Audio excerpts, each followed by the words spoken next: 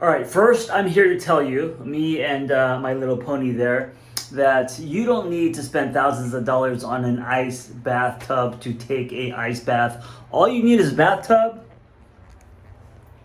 Put like, I don't know, 4 bags of ice from the liquor store. And make sure you get one of these because when your balls come up to your throat, you're going to want to do something to distract your feelings. So that's super helpful there. All right, I'm going to jump into this tub. And listen, I'm not a pro at this. I'm not, Will Hoff. I rarely take ice baths. I know I need them more often, which is why I'm doing this today. I'm also filming this to make myself accountable.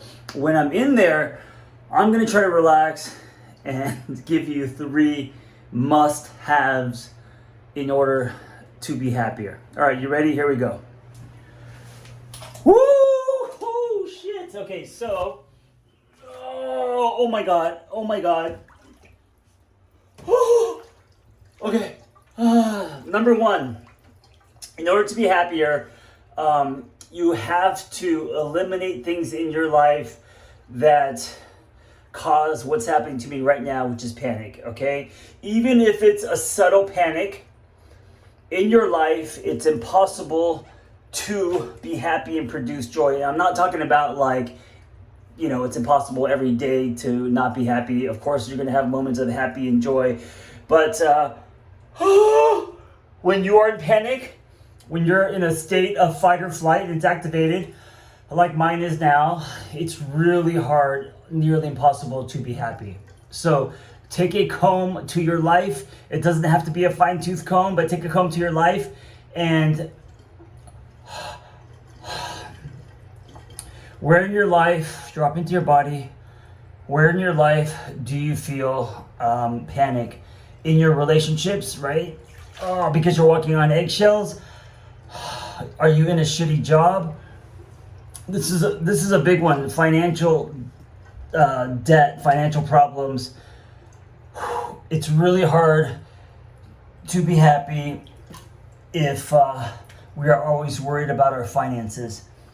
You don't have to be a millionaire, but you do have to get out of financial worry, financial debt, and I don't know what that looks like for you, but I've been in debt and broke, and I also have had money, and my panic, my fight or flight is definitely more activated when I am worried always and stressed out about money. So that's number 1, is getting out of your fight or flight, right? So even if it's subtle, not waking up every day panicked. Most of us do. So eliminate the stuff in your life that creates the panic. That's number 1. Number 2, you have to have the ability to be metacognitive. That means being able to step back and review, explore your thinking patterns, your thinking process.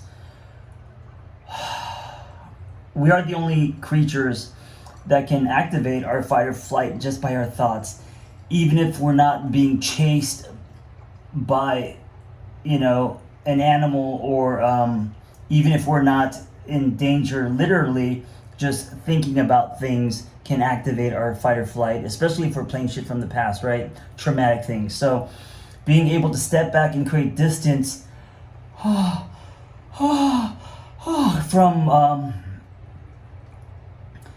your thoughts, and then having the ability to not only examine, explore, but also think something different, lay new tracks, think something new. That's an ability, that's a practice that requires an intention and, of course, a daily practice. Where's that thing? All right. And the third thing that's required is there has to be something that is greater than you.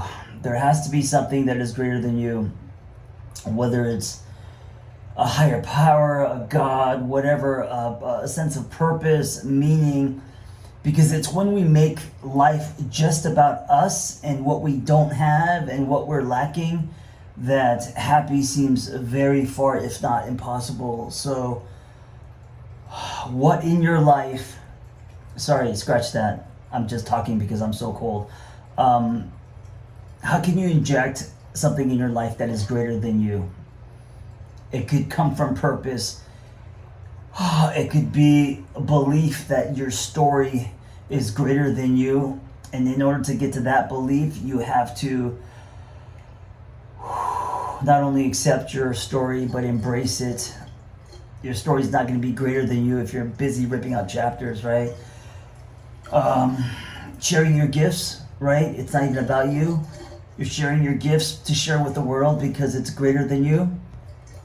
So hanging your life on meaning, things that are meaningful to you. And if it's meaningful to you, it's going to be meaningful to other people. So how you show up in the world,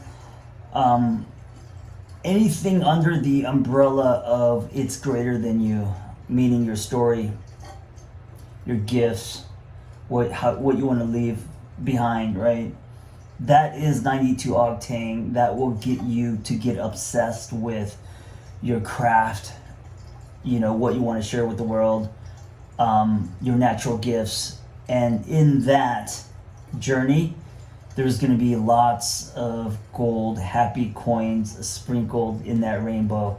It won't be a giant pot at the end. It's sprinkled in the rainbow. And so as you build and you reposition yourself and you get obsessed with what your gifts are and you start to share that in your story, you start to realign yourself with yourself and reposition yourself to run toward your true north. Your life suddenly has meaning, and then now you are fearless and more happier. So just to recap, comb your life, anything that puts you into a subtle or not subtle fight or flight panic state, whether it's finances, an abusive relationship, lopsided friendships, family drama, whatever, shitty job. If it's putting you into panic mode, it's almost impossible to be happy, right? Number 2, being metacognitive and being able to rewire yourself through, whether it's meditation or whatever, being aware of how you think and also having the ability to change that, right? To change how you think. And then the third is finding something that is greater than self.